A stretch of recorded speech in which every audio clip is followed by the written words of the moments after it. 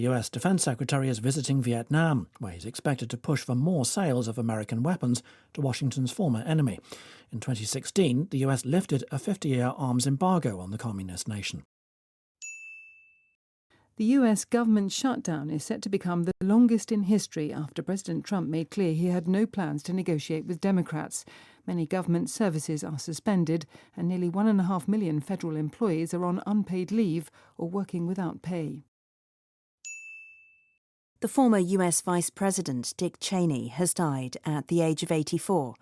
As deputy to Republican President George W. Bush, he was a hugely influential and divisive figure, widely seen as the architect of the so-called War on Terror, including conflicts in Iraq and Afghanistan. 7 pioneers of artificial intelligence will gather in London today to receive a top engineering award from King Charles. They include the founder of NVIDIA, Jensen Huang, and 3 professors described as the godfathers of AI. Rescue workers in South Korea are searching for 7 people feared trapped by the collapse of a large structure at a power plant in the city of Ulsan. 2 have already been rescued. The US president has lowered tariffs on imported food items like beef, bananas, tomatoes and coffee. It comes as the cost of living escalates for Americans. A senior Democrat said the government was putting out a fire it itself had started. South Korea has proposed talks with North Korea to avoid border clashes after North Korean soldiers intruded into the country. South Korea's military called for the establishment of clear boundaries along the military demarcation line. And the Cambridge Dictionary has chosen parasocial as its word of the year for 2025. It refers to the one-sided bond people feel with public figures they've never met.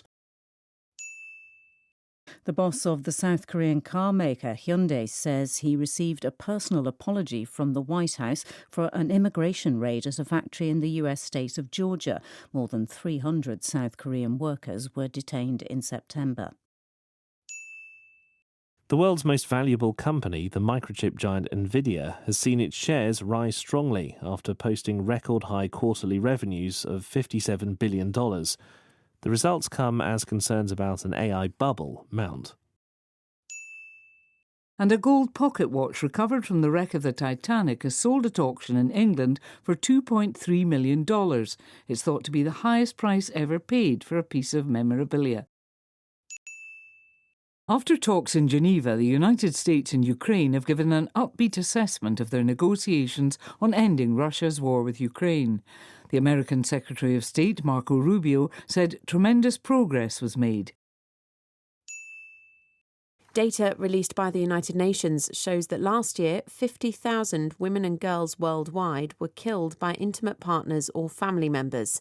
That's an average of almost 1 every 10 minutes. Taiwan's President Lai Ching-te says his government will spend an additional $40 billion on drones, missiles and missile defence, warning that China is stepping up its military preparations to take the island by force. President Lai said the most dangerous scenario was not military action, but giving up. The authorities in South Korea have charged 2 Chinese teenagers with aiding the enemy.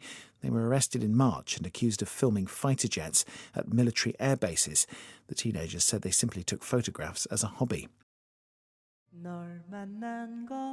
시청해 주셔서 감사합니다. 다음 시간에 뵙겠습니다.